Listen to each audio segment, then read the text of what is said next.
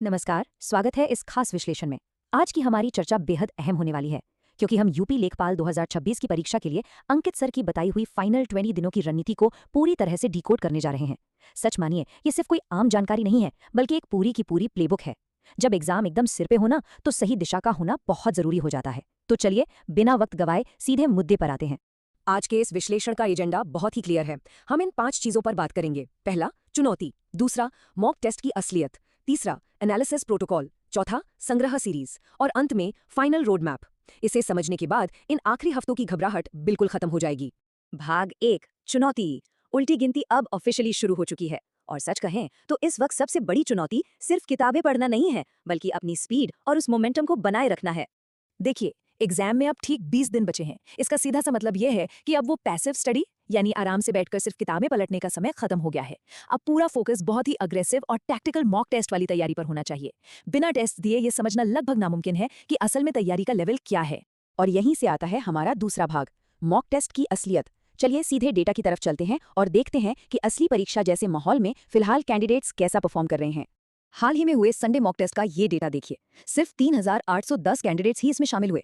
ये number such में काफी चौंकाने वाला है। ये साफ दिखाता है कि अपनी असल तैयारी को परखने में कहीं ना कहीं एक बड़ी हिचकिचाहट है। लोग अपनी कमियों का सामना करने से बच रहे हैं, जो कि एग्जाम के इतने करीब आकर एक बहुत बड़ा रिस्क हो सकता है।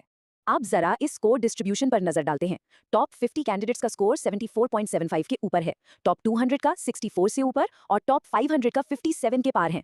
ये डेटा बहुत ही इंटरेस्टिंग है, क्योंकि ये बताता है कि अगर पेपर कठिन आता है तो 60 से 67 के बीच का स्कोर भी कितना ज्यादा कॉम्पिटिटिव और सेफ हो सकता है। तो पैनिक करने की बिल्कुल जरूरत नहीं है। ये बात समझना बहुत जरूरी है कि आसान मॉक टेस्ट में 80 से 90 का स्कोर ले आना अक्सर एक झूठा कॉन्फिडेंस दे देता है, जबकि स्टैंडर्ड लेवल के जो मॉक टेस्ट होते हैं उनमें 60 से 67 का स्कोर ही असल परीक्षा के लेवल को दिखाता है। होमगार्ड पेपर जैसी हालिया कठिन परीक्षाओं को ही ले लीजिए। आसान प्लेटफॉर्म्स पर हाई स्कोर के पीछे भागना असल एग्जाम में कितना भारी पड़ सकता है, ये वहां साफ देखने को मिला था। तो लब्बो लबाब ये है कि अगर पेपर कठिन है तो 60 का स्कोर भी सिलेक्शन पक्का कर सकता है, लेकिन अगर पेपर बहुत ही आसान है तो शायद 90 का स्कोर भी सेफ ना हो। इसीलिए स्टैंडर्ड लेवल के मॉक में कम नंबर आने पर परेशान होना बंद करना होगा। ये समझना होगा कि कट ऑफ क्या होगी, ये पूरी तरह से पेपर के डिफिकल्टी लेवल पर ही डिपेंड करता है। भाग 3, एनालिसिस प्रोटोकॉल। टेस्ट दे देना तो सिर्फ आधी जंग है। असली मैजिक तो इस बात में है कि टेस्ट देने के बाद उसका विश्लेषण यानी एनालिसिस कैसे किया जा रहा है। पोस्ट टेस्ट एनालिसिस के लिए इस प्रोटोकॉल को ध्यान से देखिए। इसके 4 अहम स्टेप्स हैं। सबसे पहले, पूरे 2 घंटे के समय का इस्तेमाल करना है। दूसरा, उन गलतियों और सिली मिस्टेक्स को पहचानना है जो टेस्ट में हुई। तीसरा, इन सभी गलतियों को एक अलग छोटी सी नोटबुक में लिख लेना है। और चौथा, उन खास कमजोर टॉपिक्स और नए फैक्ट्स को तुरंत रिवाइज करना है। इस पूरी प्रोसेस में पूरे 2 घंटे का समय लगना ही चाहिए, ताकि गलतियां दोबारा ना हो। इस पूरी रणनीति का एक गोल्डन रूल है, पूरा प्रश्न पढ़ें। जल्दबाजी में ऐसा कोई भी प्रश्न गलत नहीं होना चाहिए जिसका जवाब पहले से आता हो। होता क्या है कि अक्सर 60 मिनट में ही पूरा पेपर खत्म करने की होड़ लगी रहती है, और इसी चक्कर में आते हुए सवाल गलत हो जाते हैं। दिए गए पूरे समय का सही इस्तेमाल करना ही ऐसी सिली मिस्टेक से बचने का इकलौता तरीका है। भाग 4, संग्रह सीरीज।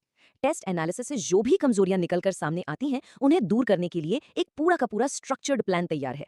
ये संग्रह सीरीज असल में एक मजबूत सेफ्टी नेट की तरह काम करेगी। टाइमलाइन देखिए। 5 मई को इकोलॉजी, 6 को कंप्यूटर, 7 को साइंस एंड टेक, 8 को इकोनॉमिक्स और 9 मई को रूरल डेवलपमेंट। हर दिन हर सब्जेक्ट के 250 सबसे बेहतरीन सवालों का सेट मिलेगा। ये उन टॉपिक्स को स्ट्रॉन्ग करने का एकदम सॉलिड तरीका है जहां मॉक टेस्ट में नंबर कट रहे हैं। और सिर्फ इतना ही नहीं, संग्रह सीरीज के साथ साथ मंडे से सैटरडे शाम 6 बजे सुपर 100 सीरीज भी रहेगी। साथ ही सुबह के वक्त हिस्ट्री, पॉलिटी और ज्योग्राफी के प्रैक्टिस सेशंस भी होंगे। इन सब का सीधा सा मकसद है तैयारी में रह गए गैप्स को भरना और ज्यादा से ज्यादा हाई यील्ड रिवीजन करना, ताकि एग्जाम वाले दिन सब कुछ याद रहे। भाग 5, फाइनल रोड मैप। अब चूंकि परीक्षा एकदम दरवाजे पर खड़ी है, तो टेस्ट देने की फ्रीक्वेंसी को एक बहुत ही सिस्टमैटिक तरीके से बढ़ाना जरूरी हो गया है, ताकि मेंटल एंडोरेंस बिल्ड हो सके। तो सबसे अहम बात है 1 मई से शुरू होने वाले alternate day free mock test.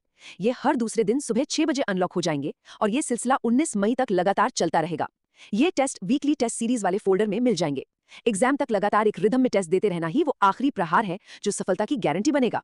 अब आखिर में एक बड़ा सवाल, क्या तैयारी इतनी पुख्ता है कि अपनी कमजोरियों का डट कर सामना किया जा सके और इन अंतिम 20 दिनों की चुनौती को पार किया जा सके? देखिए, रणनीति और सारे रिसोर्सेज अब सामने हैं।